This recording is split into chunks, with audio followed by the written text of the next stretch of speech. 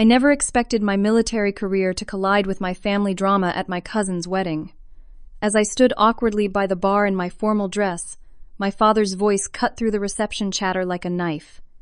"Don't mind her, she's just army trash," he announced to the cluster of guests around him, gesturing dismissively in my direction. The words stung worse than any physical wound I'd endured in service. But before I could escape to the restroom, the groom himself stood up, glass in hand. "Sir," he said clearly, "that trash is actually my commanding officer."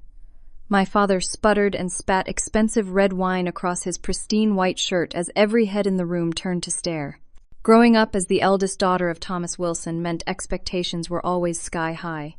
Our family home in Connecticut sprawled across 3 acres in an exclusive neighborhood where success was measured in square footage and investment portfolios.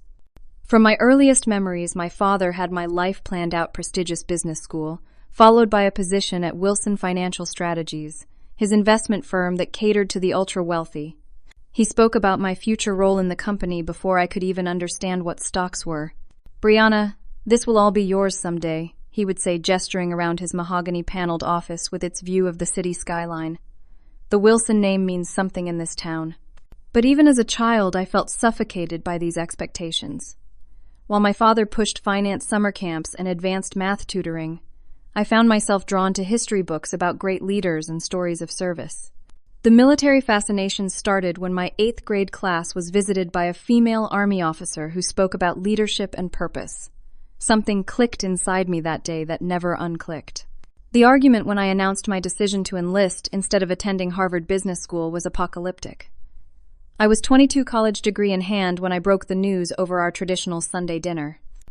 The military. My father's face had turned an alarming shade of red. "You want to throw away everything we've built for you to go play soldier?" "Absolutely not. Dad, this isn't your decision," I'd replied, trying to keep my voice steady. "I've already spoken with a recruiter. I start basic training next month." The crystal water glass in his hand slammed onto the table, sending droplets across the imported tablecloth. "If you do this, don't expect any support from me. Not a dime. And don't come crying back when you realize what a mistake you've made." My mother, Caroline, had sat silently throughout the exchange, eyes darting between us. Only later did she come to my room, her voice barely above a whisper. "He'll come around, Brianna. He just wants what he thinks is best for you." But he didn't come around. The day I left for basic training, my father didn't even come out of his study to say goodbye. That was 10 years ago. Throughout my military career, my father found creative ways to express his disapproval. When I graduated from officer candidate school, he sent a terse note: "Hope it was worth throwing away your real potential." When I was deployed for the first time, he told extended family I was going through a phase and would eventually grow up. My mother and younger brother Jason maintained contact secretively at first. Mom would call when Dad was at work sending care packages with Jason's help. Eventually, they became more open about supporting my career, though family gatherings remained tense affairs on the rare occasions I could attend. Despite the family drama, or perhaps because of it, I threw myself into military service with everything I had. The structure, the purpose, the clear chain of command, all of it felt right in a way that the corporate future my father envisioned never had. I thrived under pressure, earning commendations and rising steadily through the ranks. The respect I earned from fellow soldiers and superiors filled a void left by my father's rejection. By my 32nd birthday, I had achieved the rank of captain, leading my own company with a reputation for thoroughness and level-headed decision-making in crisis situations.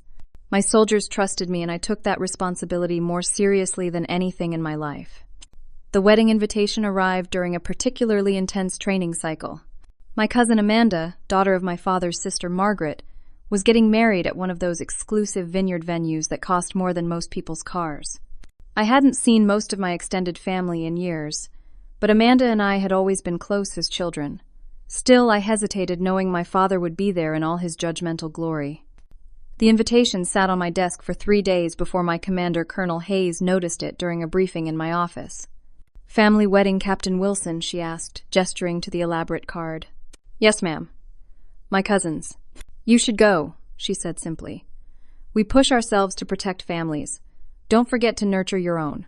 Her words stuck with me, especially in light of what our unit had just experienced. 2 weeks earlier, we had executed a classified extraction mission that went sideways when intelligence proved incomplete. I had been forced to make split-second decisions that put my team at risk. Calculated risk, but risk nonetheless. In the end, we completed the mission with no casualties on our side and saved 23 civilian lives. The operation was being reviewed for commendations, though details remained classified. That mission changed something in me. Facing mortality has a way of clarifying priorities.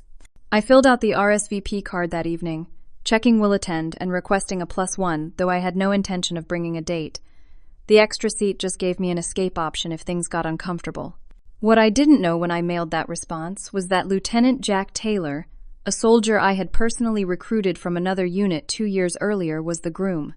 Jack had never mentioned his fiancée's name, and I had never connected the dots that the Mandy he sometimes spoke about was my cousin Amanda. The military might be a small world, but I never expected it to collide so directly with my family life. This revelation would turn an already tense family gathering into something none of us could have predicted. The vineyard in the Napa Valley region was exactly the type of venue my family gravitated toward: exclusive, expensive, and designed to impress. I parked my modest rental car between sleek luxury vehicles, suddenly self-conscious of every choice that had led me away from the wealth-focused world I'd grown up in. My navy blue cocktail dress was appropriate, but nowhere near as elaborate as what I knew the other women in my family would wear. I checked my appearance one last time in the rearview mirror. My blonde hair was neatly secured in a formal updo, one of the few styling techniques that worked equally well under a military cap or at a civilian function. The scar along my jawline from a training accident years ago seemed more prominent today, a physical reminder of the life I'd chosen against my father's wishes. The venue's main building came into view as I walked up the stone path, a renovated 19th century barn with soaring ceilings and walls of windows overlooking rows of grapevines stretching to the horizon. Even from outside, I could see crystal chandeliers and elaborate floral arrangements. Amanda hadn't held back on creating her perfect day. "Brianna, you actually came." My mother's voice caught me off guard. She hurried across the courtyard, elegant in a pale blue dress that complemented her silver-streaked hair. Her embrace felt like coming home despite everything. "Of course I came, Mom. Amanda asked me to be here." She held me at arm's length, her eyes scanning my face with the intensity only mothers seem capable of. "You look well. Tired but well." Her voice dropped to a near whisper. "Your father is inside. He's in one of his moods, especially since the Carter merger fell through last month." "Great," I muttered. "Just what this day needed. Just try to keep your distance if you can, for Amanda's sake." My brother Jason found us moments later. At 29, he had grown into our father's physical duplicate, tall and broad-shouldered with the same strong jawline, but his eyes were kind like our mother's. He worked at our father's firm but never seemed to embody the cutthroat attitude that defined Dad's approach to business. "The prodigal soldier returns," he said, with a grin pulling me into a bear hug. "Looking sharp, sis. Not too bad yourself. How's life as Dad's protégé?" Something flashed across his face, frustration maybe, before he covered it with another smile. "Oh, you know, spreadsheets and client meetings. Nothing as exciting as whatever classified stuff you've been up to." He lowered his voice. "Just a heads up, Dad's been telling everyone who'll listen that you're wasting your talents playing war instead of joining the real world." Charming as ever, I sighed. "Has he found a new heir apparent yet? Or are you still the backup plan?" "Very funny. Look, just be prepared. Okay. Some of these people haven't seen you since you enlisted. They only know what Dad's been saying." As if on cue, I spotted Melanie and Tiffany, friends from my prep school days, watching us from near the entrance. When our eyes met, they quickly looked away, leaning together to whisper. I'd seen the same reaction from locals in hostile territories overseas. The wariness, the calculation of how to interact with someone who didn't quite belong. "Did you hear?" A woman's voice drifted from a nearby gathering. Thomas's daughter turned down Harvard Business to join the Army. Such wasted potential. I heard it was just a rebellious phase, but she stuck with it, too proud to admit she made a mistake. I straightened my spine the way I did before addressing my troops. Some battles couldn't be avoided.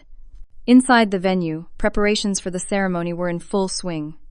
White roses and baby's breath adorned every surface, and sunlight streamed through the windows, casting golden patterns across the polished wooden floor. Despite the tension of facing my family, I had to admit it was breathtaking. "Brianna, you made it."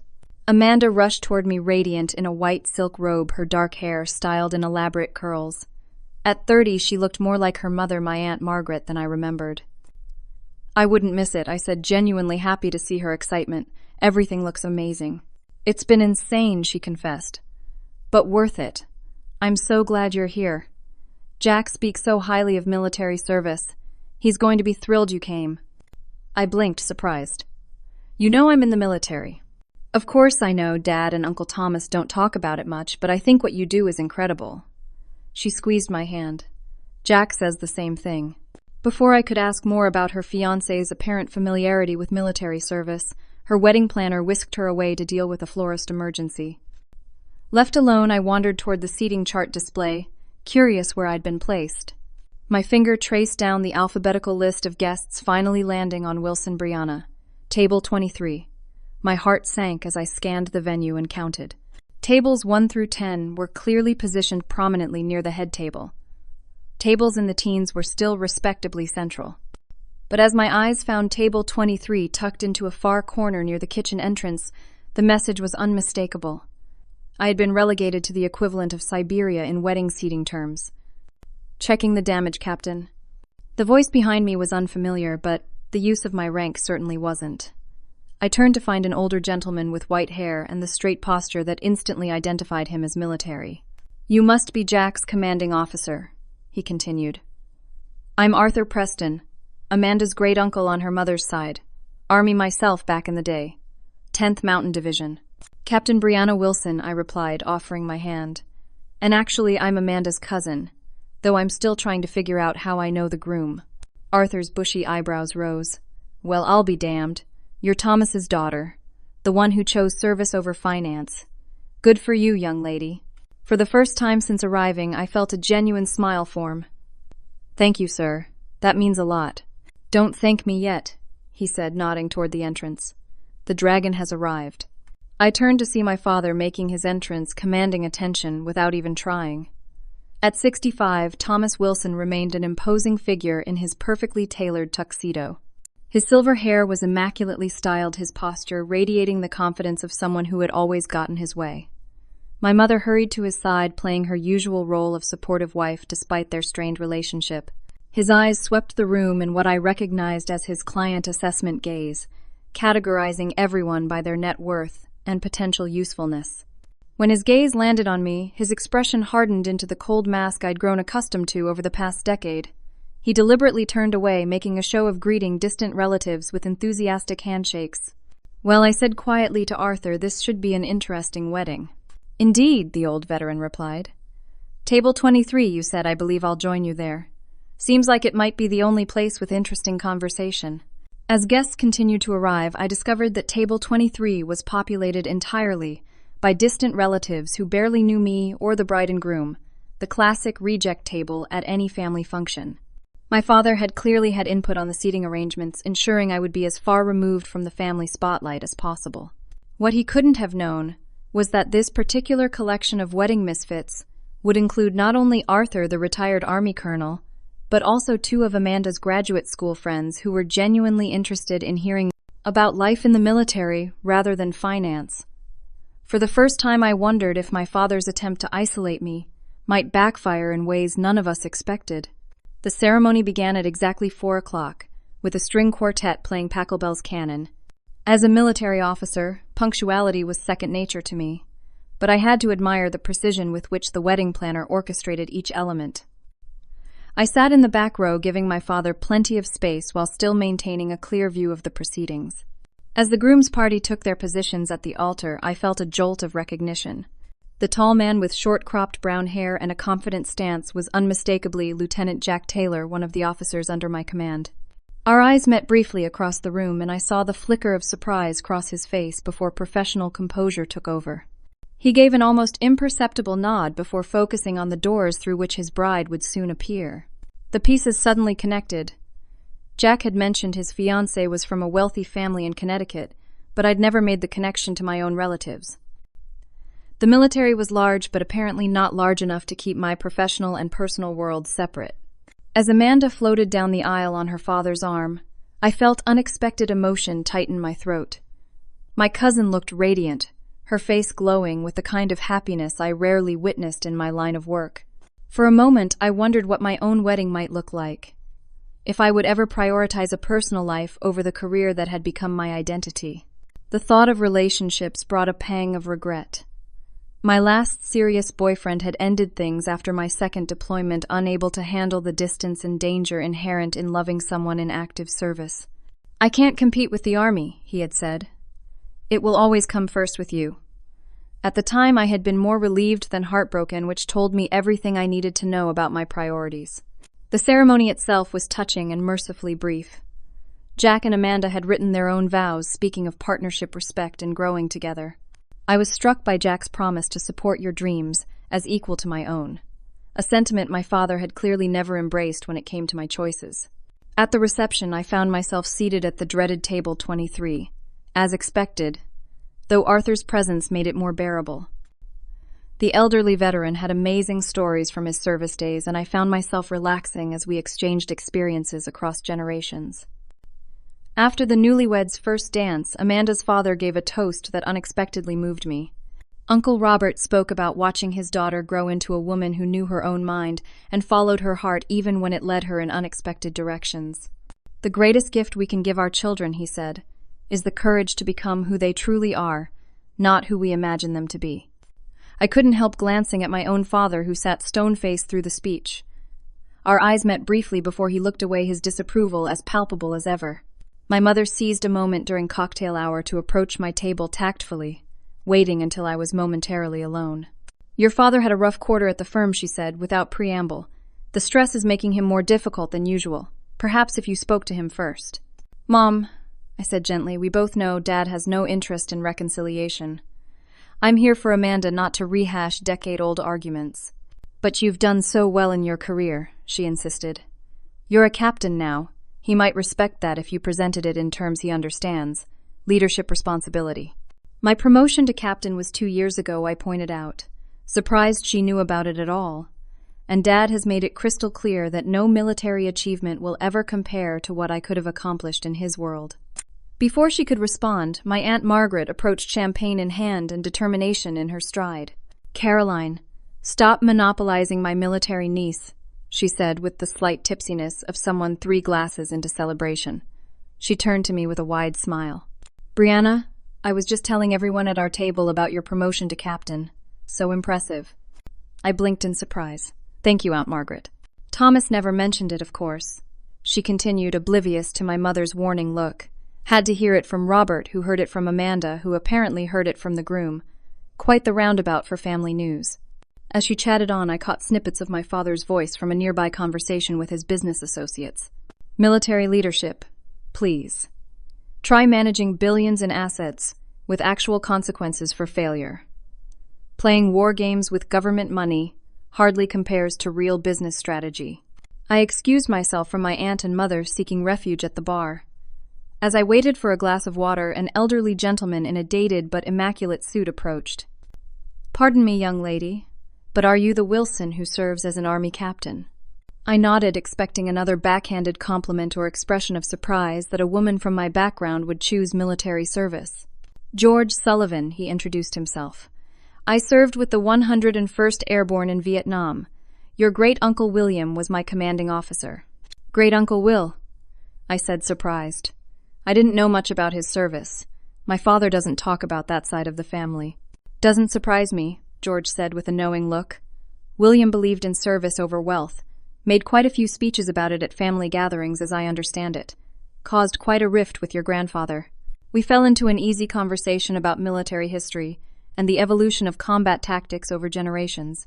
For the first time that day, I felt completely at ease discussing topics I understood with someone who valued my perspective. The moment shattered when my father's voice boomed from directly behind me. "I see you've cornered another veteran, Brianna. Still trying to prove you made the right choice by surrounding yourself with yes-men who validate your delusions of grandeur." George's eyebrows shot up, but I placed a restraining hand on his arm before he could respond. "Dad," I said evenly, "this is George Sullivan, who served with Great-Uncle Will. We were just discussing family history." "That history died with William," my father said dismissively. "The future of this family is in finance, not foolish heroics. Real success is measured in client portfolios and market influence, not medals for playing soldier. George stiffened beside me, but I maintained my composure, unwilling to create a scene at my cousin's wedding. I should return to my table, I said, nodding respectfully to George. It was an honor to meet you, sir. As I walked away, I heard my father's dismissive snort. Honor. Duty. All meaningless words to justify government welfare for people who couldn't succeed in the real world. I kept my spine straight, and my pace measured, falling back on years of military discipline to mask the hurt his words still managed to inflict. As I approached table 23, I noticed Lieutenant Taylor, Jack the groom, moving through the crowd with purpose, nodding politely to guests, but clearly heading in my direction. He reached me just as I took my seat. Captain Wilson, he said quietly, the formality of his address confirming what I already suspected, that our military connection was no coincidence. I had no idea you were related to my wife. She always spoke of her cousin Brianna, but never mentioned your last name. Lieutenant Taylor, I replied, equally formal. Congratulations on your marriage. Amanda is an incredible woman. She is, he agreed, a genuine smile softening his professional demeanor. And now I understand where she gets her strength of character. Your family speaks of you. Rarely, but Amanda always defended your choices. Something in his tone made me study him more carefully. Did you know who I was when you joined my unit, Lieutenant? He hesitated, then gave a slight nod. I requested the transfer specifically, ma'am. Your reputation for ethical leadership preceded you. I wanted to serve under an officer who made decisions based on principles, not politics. Before I could process this revelation, dinner was announced, and Jack was called back to the head table. He gave me a respectful nod, almost but not quite a military acknowledgement, before rejoining his bride. The pieces were starting to connect in ways I hadn't anticipated. As the evening progressed, I began to notice how many of the wedding guests were now looking at me with curious glances, rather than dismissal. Something had shifted, though I couldn't quite identify what. Midway through the reception dinner, as plates of locally sourced salmon and seasonal vegetables were being cleared, I decided to make one final attempt at civility. My Aunt Margaret, my father's sister and mother of the bride, had been shooting me encouraging looks throughout the meal. Despite my father's attitude, I owed it to Amanda to at least maintain the appearance of family harmony on her special day. I approached my father's table, glass of sparkling water in hand, intending only to congratulate my aunt on the beautiful ceremony. As I drew near, the conversation among the business associates seated with my parents abruptly quieted. Brianna, my aunt said warmly, rising to embrace me. I was just saying we should come visit you sometime. Where are you stationed now? Before I could answer, my father's voice cut in. Don't bother planning a trip, Margaret. She'll probably be deployed again soon. Apparently rushing into danger is preferable to building something lasting. I took a deep breath. I'm currently stationed at Fort Carson, Aunt Margaret. You and Uncle Robert would be welcome any time. Fort Carson. One of my father's associates perked up. My son considered West Point before Harvard Business made more sense. What exactly do you do in the Army, Miss Wilson? Again, my father interjected before I could speak. She pushes papers and plays war games on taxpayer money. I'd say she's there for the free food, but Army pay is so pathetic she probably can't afford much else. He swirled his red wine, an expensive Cabernet from the vineyard we were currently celebrating in. Why else would she suddenly appear at family functions? The table fell uncomfortably silent. My mother stared at her plate while my Aunt Margaret looked mortified. The business associates shifted awkwardly, clearly wishing they hadn't asked. I lead a company of soldiers who protect American interests, both home and abroad, I said, evenly refusing to be baited. And I came today to celebrate Amanda's happiness just like everyone else. Always so self-righteous, my father scoffed. Tell me, has playing soldier lived up to your lofty ideals? Was throwing away a real future worth it? I maintained eye contact, determined not to show how deeply his words still cut. Every day, Dad. A distinguished older woman at the table, the wife of one of the senior partners at my father's firm, attempted to diffuse the tension. Thomas, your daughter must have some fascinating experiences. Surely leading troops requires the same skills as managing investment teams. My father's laugh was sharp and dismissive. Hardly comparable, Dorothy. In business, we face actual consequences for failure. The military simply asks for bigger budgets when they make mistakes. The woman frowned slightly. My nephew serves in the Marines. I assure you the consequences of military decisions can be quite permanent. Sensing an ally, I addressed her directly. How long has your nephew served, ma'am? 8 years now. He's currently in Japan. Please thank him for his service when you speak with him next. My father stood suddenly tapping his glass with a fork. The sharp ring cut through conversations across several nearby tables, drawing unwanted attention to our increasingly tense exchange. Since we're discussing service, he announced, his voice carrying farther than necessary, let me toast to those who serve something greater than themselves, the economic engine that powers this nation. To wealth creators and job providers. Several guests raised their glasses uncertainly, while others looked confused by the impromptu and somewhat inappropriate toast at his niece's wedding. And to family disappointments, he added, looking directly at me, who remind us that even the best families can produce anomalies. I felt heat rise in my cheeks as heads turned in my direction. My father's public rejection stung more than I wanted to admit. After 10 years, I had hoped for at least a civil detente, but he seemed determined to use his niece's wedding as a battleground for our personal war. If you'll excuse me, I murmured to the table at large, setting down my untouched glass and turning to leave. Fighting back tears that threatened to undermine the composure I'd maintained through combat zones and crisis situations, I walked steadily toward the restroom, needing a moment to collect myself. I had faced down armed insurgents with less fear than I felt confronting my father's unrelenting disappointment. My brother intercepted me halfway across the reception hall, concern evident in his expression. Brianna, wait. Not now, Jason, I said, my voice tight with suppressed emotion. Yes, now. He guided me toward a quiet alcove near the venue's side entrance. You should know something about Dad's business. It's not what he pretends it is anymore. I blinked, surprised by this unexpected turn. What are you talking about? The firm is struggling. Has been for 2 years. Dad's made some questionable investments, lost several major clients. Jason ran a hand through his hair, a nervous gesture I remembered from childhood. He's been cutting ethical corners bordering on actual securities violations. Meanwhile, your career is thriving. It's eating him alive. How do you know all this? I'm in the meetings, Bree. I see the books. The more successful you become, the more desperate he gets to prove his way was right.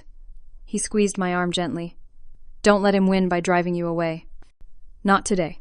His words gave me a new perspective on my father's behavior, not excusing it, but helping me understand the wounded pride behind the cruelty. I straightened my shoulders, decision made. I'm not going anywhere, I said, more to myself than to Jason. When I returned to the reception, I moved with renewed purpose. My father's attempts to diminish me came from his own insecurity, not my inadequacy. That realization was surprisingly liberating. I rejoined my table, where Arthur greeted me with a knowing look. Family skirmishes are often the most brutal, he observed. But you've got the backbone of a true soldier, Captain. Thank you, sir, I replied, taking a sip of fresh water that a server had placed at my setting. I've faced worse. Have you now? My father's voice came from behind me, louder than necessary. He had followed me, apparently unwilling to let our confrontation end without a decisive victory on his terms. Tell us all about your heroic, paper-pushing Brianna. I'm sure everyone is fascinated by government bureaucracy. Several guests at nearby tables looked over, discomfort evident in their expressions. This was becoming exactly the scene I had hoped to avoid. Dad, this is Amanda's wedding, I said quietly. Let's not do this here.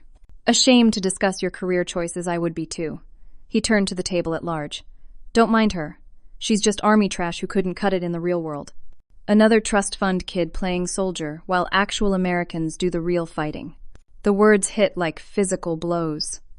Trust fund kid was particularly ironic, given that he had cut me off financially the day I enlisted. But it was army trash that cut deepest. A dismissal not just of me, but of every soldier I served alongside. The room seemed to freeze. At nearby tables, conversations halted mid-sentence. Even the serving staff paused in their duties. In the sudden silence, the scrape of a chair being pushed back from the head table echoed loudly. Lieutenant Jack Taylor, now my cousin's husband, stood, his face a controlled mask I recognized from mission briefings. He straightened his tie and stepped away from the head table, moving with deliberate purpose toward our confrontation. Jack Taylor approached with the measured confidence I had seen him display during high-pressure field operations. His wedding attire couldn't disguise his military bearing. Shoulders squared, chin up, eyes alert. He stopped a respectful distance from my father, positioned so that most of the reception could see and hear what followed. "Excuse me, sir," he said, his voice clear and carrying. "I couldn't help overhearing your comments." My father turned, irritation flashing across his face at the interruption. "This is a private family matter, young man." "With respect, sir, it became my concern when you publicly insulted a United States Army officer," Jack replied. He straightened to his full height, addressing the room at large rather than just my father. "For those who don't know me beyond Amanda's husband, I'm First Lieutenant Jack Taylor, currently serving in the United States Army's 4th Infantry Division." Murmurs rippled through the reception as guests processed this information. My father's expression flickered between annoyance and uncertainty. More importantly, Jack continued, "Captain Brianna Wilson is my commanding officer." The silence that followed was absolute. Every eye in the room darted between Jack, my father, and me. I maintained my composure through years of military discipline, though inside I was as shocked as anyone by Jack's public declaration. Sir Jack addressed my father directly.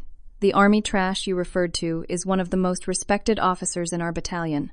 Captain Wilson leads through example, integrity, and unwavering commitment to both the mission and her soldiers." My father's face had gone from ruddy with indignation to ashen.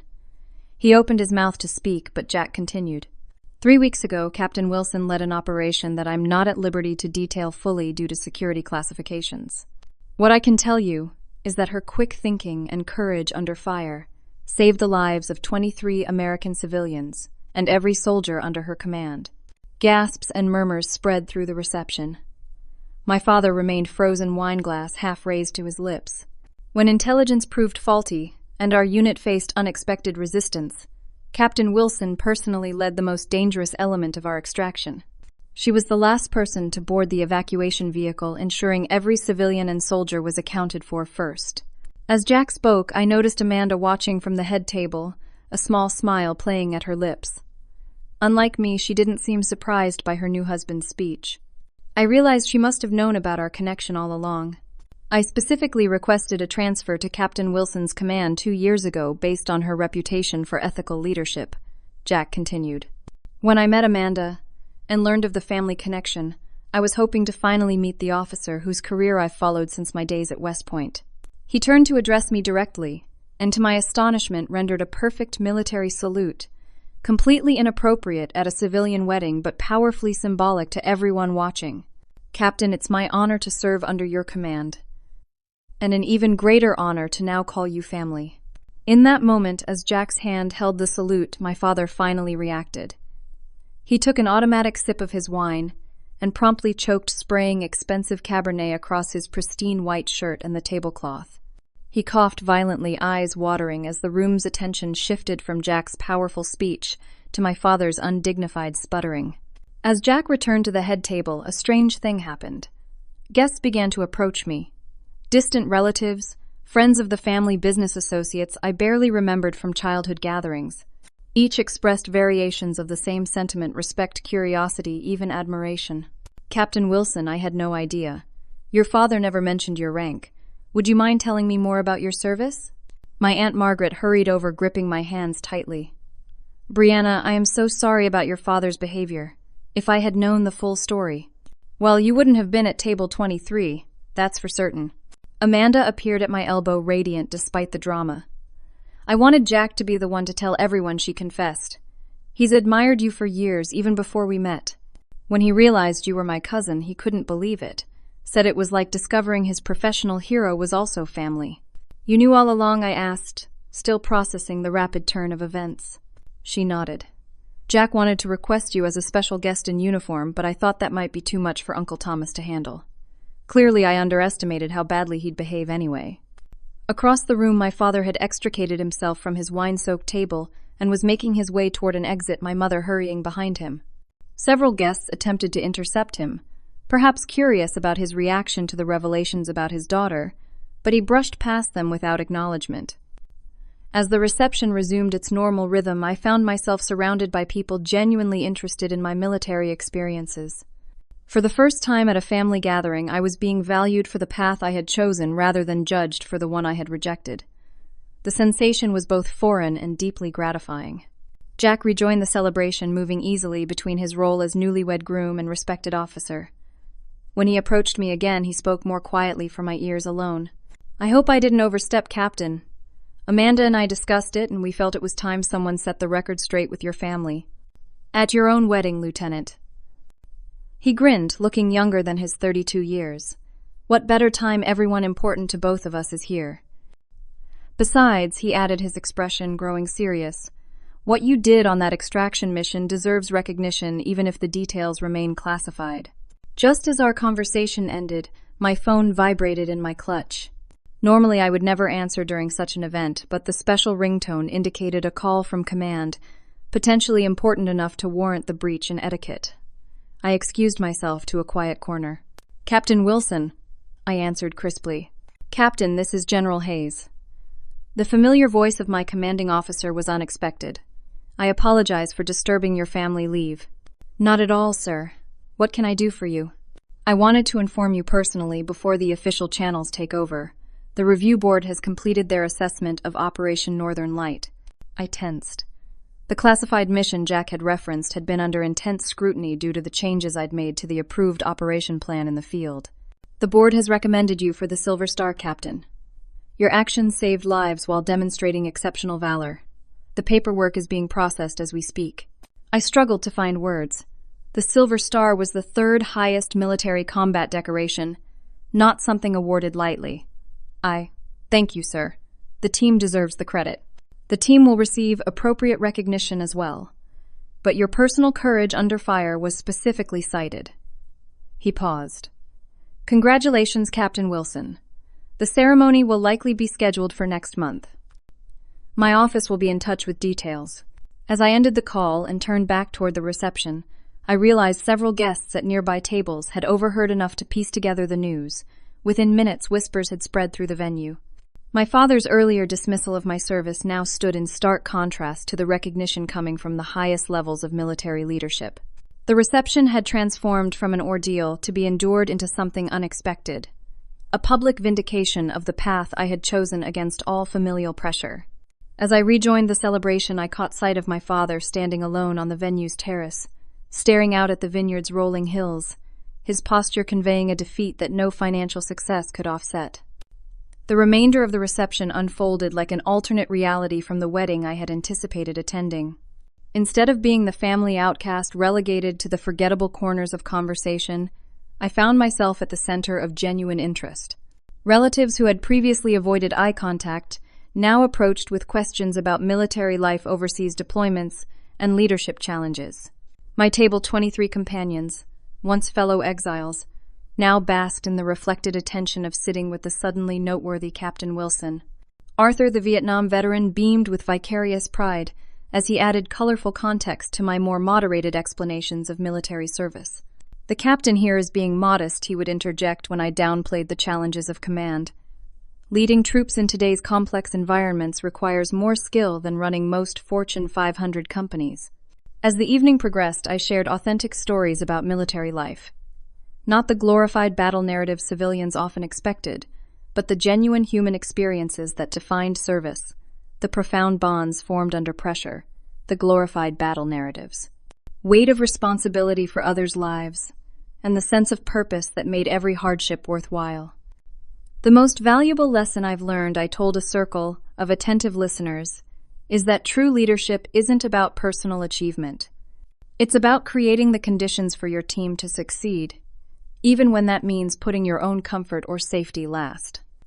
From across the room, I noticed my father had returned from the terrace and was working his way through a succession of drinks, his expression growing increasingly bitter with each glass. He had changed his wine-stained shirt but couldn't as easily replace his damaged pride. The more positive attention I received, the more he drank, until his movements became slightly unsteady and his voice too loud. After the cake cutting and several traditional dances, my father made one last desperate attempt to reassert control over the narrative. He approached the small group where I was speaking with Amanda's college friends, swaying slightly and interrupting mid-sentence. "Enjoying your moment in the spotlight, Brianna?" he asked, words slightly slurred. "Don't let all this attention go to your head. A medal doesn't change the fact that you abandoned your responsibilities to this family." The group fell silent, the comfortable atmosphere instantly chilled. I saw uncertainty in their eyes, the natural discomfort of witnesses to family discord. "Dad, this isn't the time or place," I said quietly. "It never is." "Is it?" He pressed, his voice rising. "You never want to discuss how you broke your mother's heart when you left, how you were supposed to be the example for Jason, how the Wilson legacy was yours to continue." Before I could respond, my mother appeared beside him, her face tight with an emotion I couldn't immediately identify. For a moment I expected her usual peacekeeping, gentle hands on my father's arm, soothing words to diffuse his anger. Instead, she squared her shoulders and spoke with a firmness I had rarely heard from her. "That's enough, Thomas." He blinked, surprised by her tone. "Caroline, don't start." "No, I'm finishing," she interrupted. "I have spent 10 years watching you denigrate our daughter's choices while she served her country with honor. I won't stand by for another minute of it." The nearby guests tried to appear as though they weren't listening, but the reception had quieted as people tuned into the family drama unfolding. "Brianna didn't break my heart by enlisting my mother," continued her voice steady. "You broke it by forcing me to choose between supporting my husband and supporting my child. No parent should ever have to make that choice." My father's face flushed deep red. "You don't understand what was at stake." "I understand perfectly," my mother cut in. "Your pride was at stake. Your control. Not our daughter's welfare." She turned to me, tears shimmering in her eyes. "I am so proud of you, Brianna." I should have said it louder and sooner. The public declaration from my typically reserved mother left me momentarily speechless. My father looked between us, his expression transitioning from anger to something approaching panic as he sensed the ground shifting beneath him. Jason materialized at my side as if completing a family realignment. "Dad," he said firmly, "I think you should know I've been interviewing with other firms. I'm leaving Wilson Financial next month." My father's face went from red to ashen. "What? You can't?" "I can and I am," Jason replied. Watching Brianna stand firm in her choices all these years gave me the courage to make my own. I'm grateful to her for that.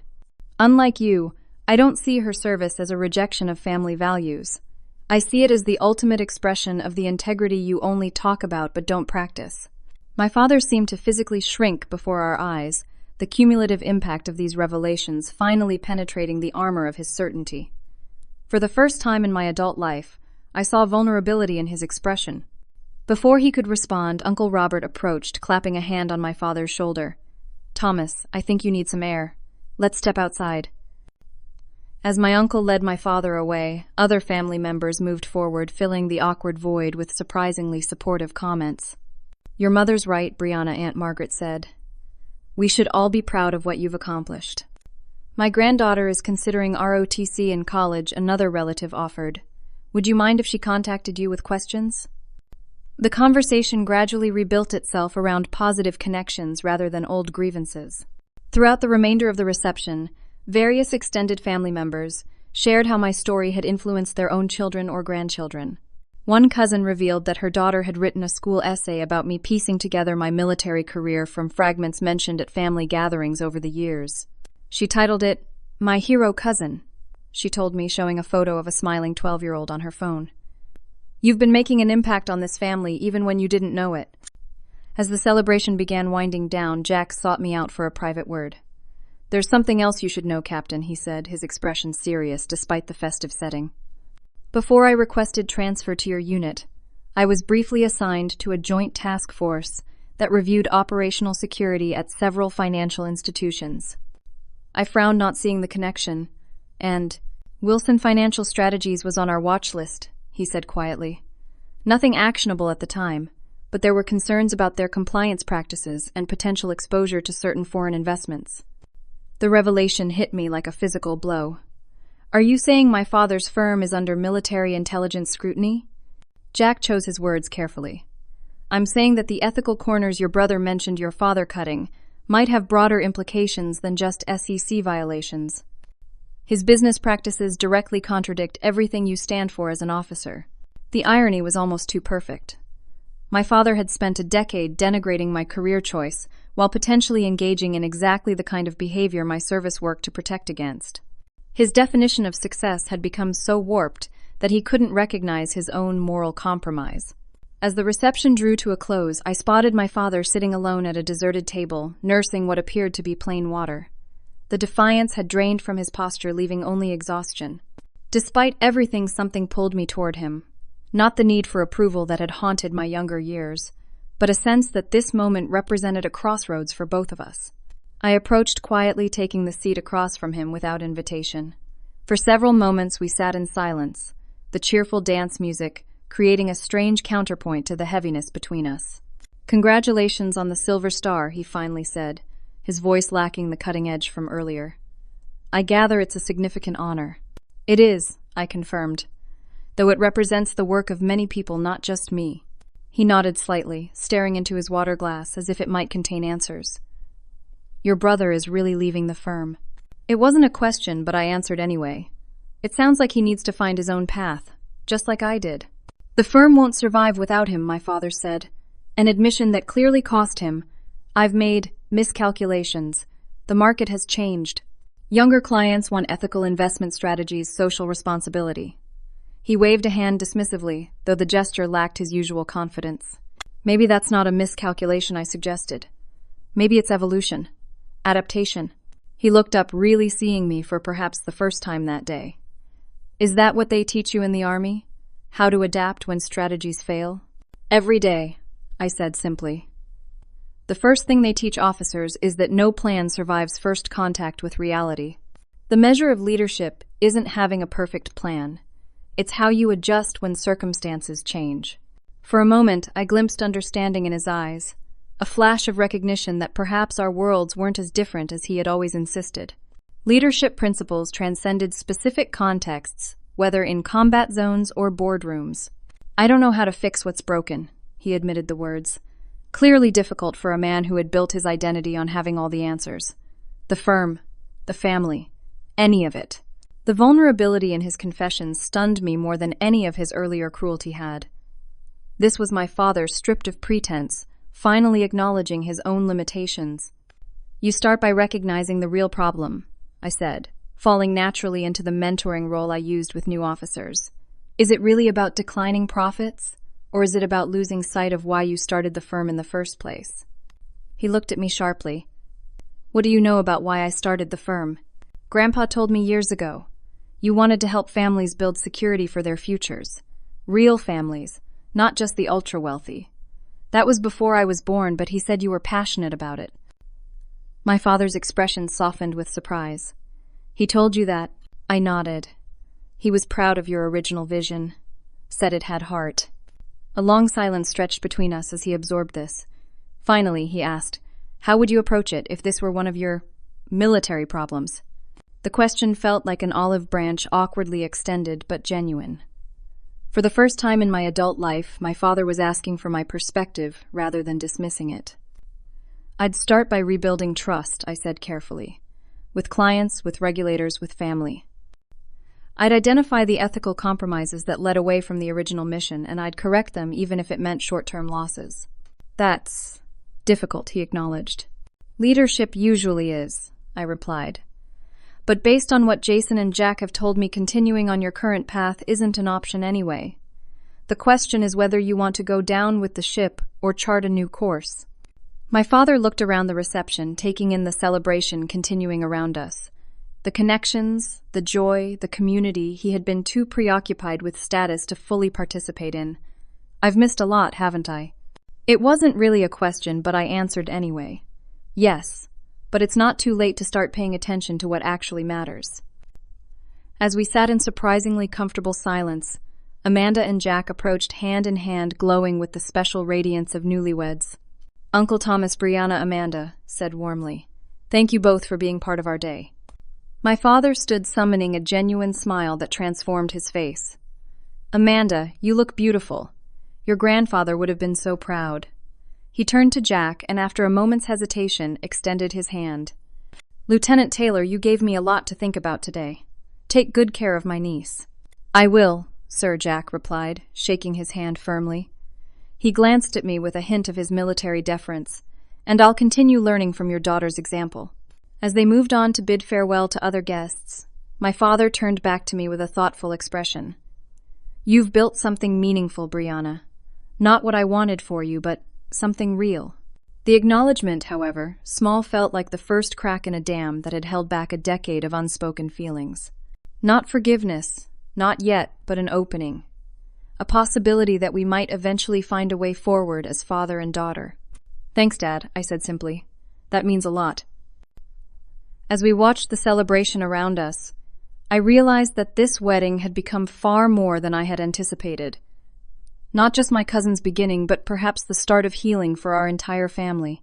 The wedding reception wound down as midnight approached. Guests gradually departed, leaving behind scattered floral arrangements and the lingering energy of celebration. Amanda and Jack had left for their honeymoon suite an hour earlier after a send-off complete with sparklers and well wishes. I found myself helping gather personal items left at tables. A forgotten shawl here, a child's toy there, alongside my mother and aunt. The simple task created a sense of normalcy that felt soothing after the emotional turbulence of the day. There you are. I turned to find my brother approaching with 2 glasses of water. He handed me one and clinked his against it in a mock toast to surviving another Wilson family gathering. I smiled, grateful for his steadying presence, quite the memorable one at that. Understatement of the year. Jason glanced across the venue to where our father sat in conversation with Uncle Robert. He's actually listening instead of talking. I can't remember the last time I saw that. People can surprise you, I offered, even after 32 years. Speaking of surprises, Jason said, his voice dropping confidentially. I should tell you what I'm really planning.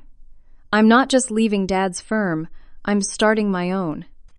Ethical investment strategies for middle-class families. Back to basics. I raised my eyebrows. That sounds suspiciously like Dad's original mission for Wilson Financial. Exactly. Jason's eyes lit with purpose.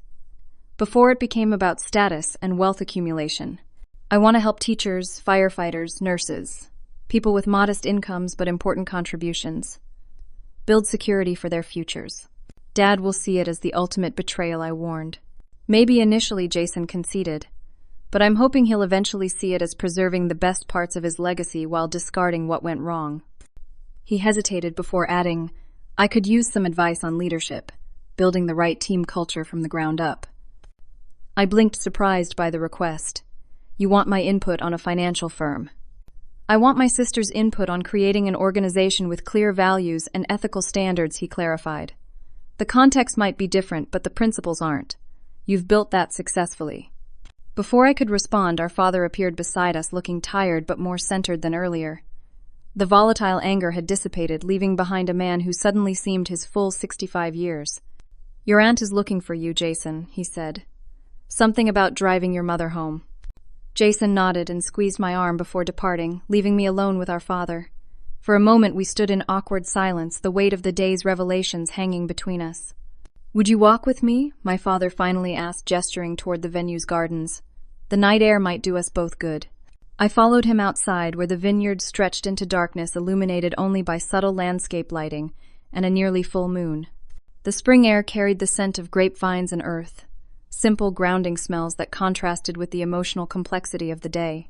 We walked in silence for several minutes before my father spoke again.